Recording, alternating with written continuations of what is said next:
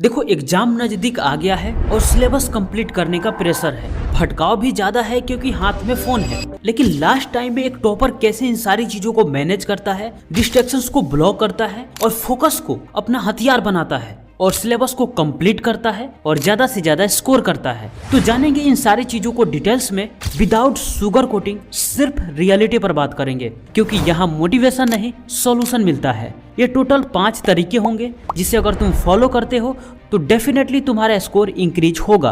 तो चलो शुरू करते हैं बिना टाइम वेस्ट किए। Number 1, reality check. सिलेबस को 3 पार्ट में डिवाइड करो।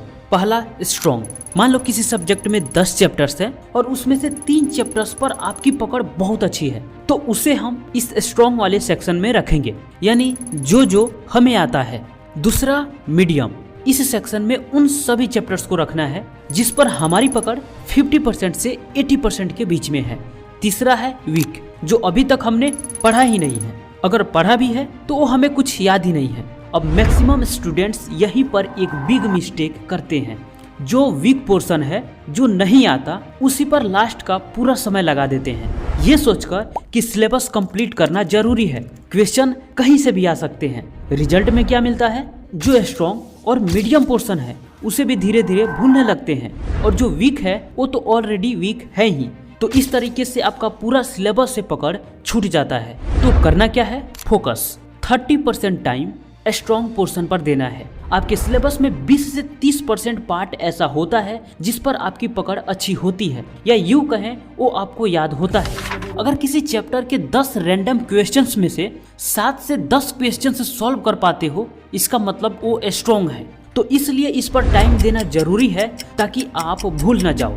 अब 60% टाइम मीडियम पर देना है। ये वो सारे टॉपिक्स या पोर्शन होंगे जिस पर आपकी पकड़ थोड़ा बहुत है और ये सिलेबस का बिग पार्ट होता है क्योंकि आप लगभग सिलेबस का मैक्सिमम पोर्शन पढ़ चुके होते हो, बस आप उसे या तो भूल चुके हो या भूलने के करीब होते हो।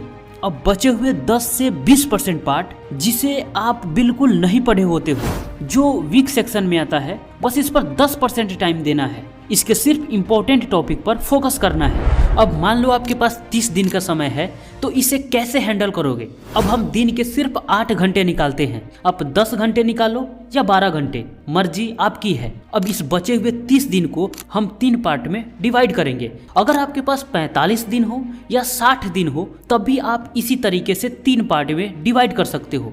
फेज 1, डे 1 टू डे 10, इसमें सिलेबस को लॉक करो। जो स्ट्रॉन्ग था उसको और परफेक्ट बनाना है ताकि उसमें से भूलने का 1% भी गुंजाइश न हो। अब जो मीडियम था उसको स्ट्रॉन्ग बनाना है। अब कुछ थ्योरी पढ़ लो और क्वेश्चंस बनाना स्टार्ट करो। देखो एग्जाम में सारा खेल क्वेश्चंस का है। जितने क्वेश्चंस दिए गए हैं उसमें से कितने % आप सॉल्व कर पाते हो, मेन खेल इसी बात का है। तो पहले क्वेश्चंस को सॉल्व करो, उसे याद करो और फिर बिना देखे उसे रिकॉल करो।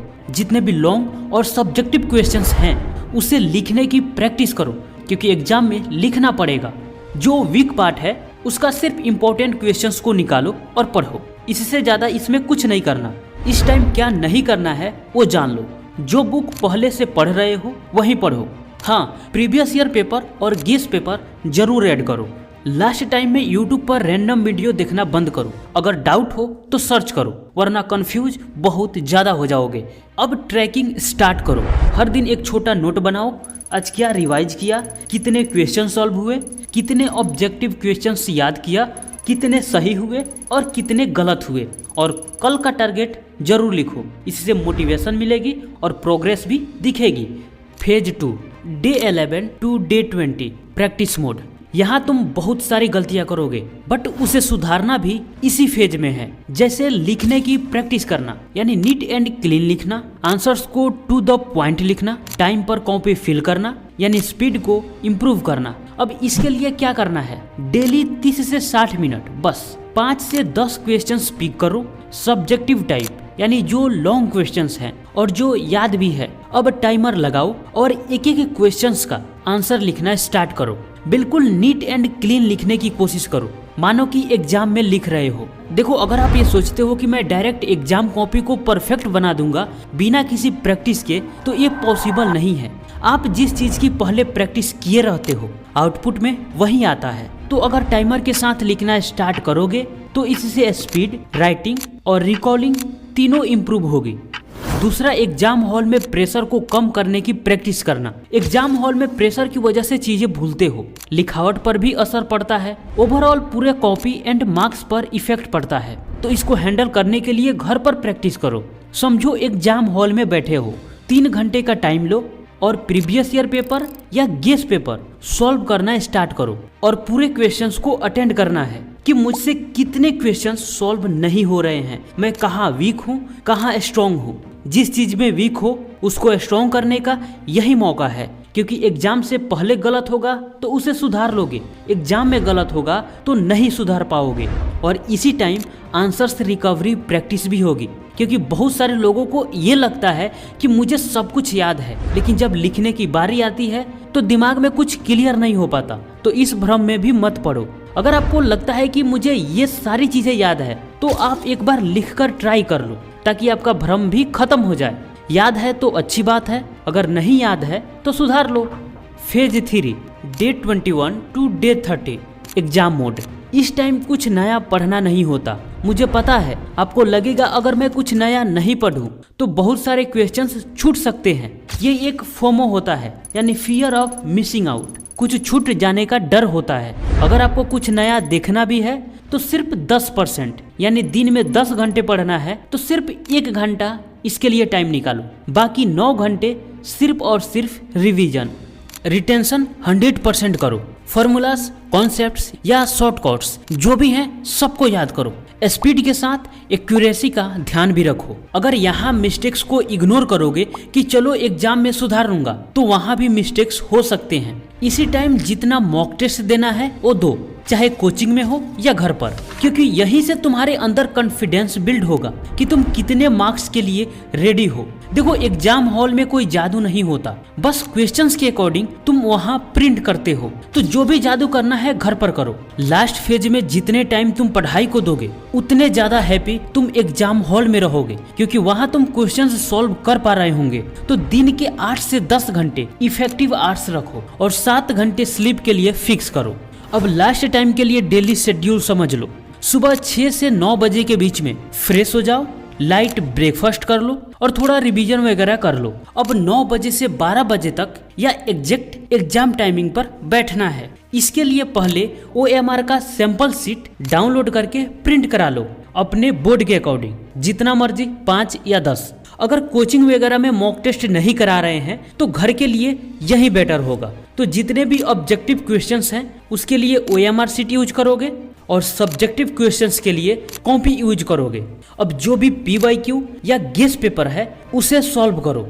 एडमिट कार्ड मिलने के बाद तुम्हें पता चल जाता है कि मेरा एग्जाम कब है, फर्स्ट सिटिंग में या सेकंड सिटिंग में, और एग्जैक्ट उसी टाइम पे मॉक टेस्ट के लिए बैठो। इससे बॉडी क्लॉक सेट हो जाएगी।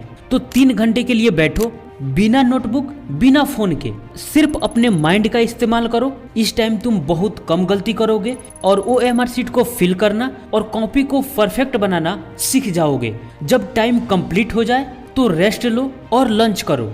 फिर नेक्स्ट 1:30 बजे से 2:30 बजे तक डीप एनालिसिस करो, कहाँ पे गलती हो रही है और कहाँ पे और परफेक्ट बनाने की जरूरत है, और अपना मार्क्स भी काउंट करो। हर बार पहले से बेहतर स्कोर करने की कोशिश करो। अब 2:30 बजे के बाद तुम्हारा मेन काम सिर्फ रिवीजन करना रहेगा। अब नोट्स ओपन करो और 3 बजे से 5 बजे के बीच रिवीजन के लिए बैठो। फिर रेस्ट लो, थोड़ा रिलैक्स हो जाओ, लास्ट में डिनर करो। इसके बाद 7 बजे से 9:30 के बीच फिर रिवीजन स्टार्ट करो। अब रिवीजन करने का सही तरीका क्या है ये जान लो। नोट से याद करो, जब लगे कि याद हो गया है फिर या तो कॉपी में लिखो या फिर बिना देखे आंसर्स को बोलो। इससे रिकवरी अच्छी होगी। मैक्सिमम स्टूडेंट्स यहीं पर गलती करते हैं, नोट्स को देखकर रटते हैं और उन्हें लगता है कि याद हो गया है और फिर आगे बढ़ जाते हैं और पीछे से गायब हो जाती है। तो पहला फेज जिसमें सिलेबस को स्ट्रॉन्ग बनाओगे, दूसरा फेज जिसमें जितने भी मिस्टेक्स होंगे उसे सुधारोगे, और तीसरा फेज रिवीजन करोगे और एग्जाम पेपर की तैयारी करोगे। बस लास्ट टाइम में इतना करो और आप एग्जाम में बेहतर परफॉर्म करोगे। तो कैसा लगा वीडियो कमेंट बॉक्स में जरूर बताओ। मिलते हैं नेक्स्ट वीडियो में, तब तक के लिए आपका धन्यवाद।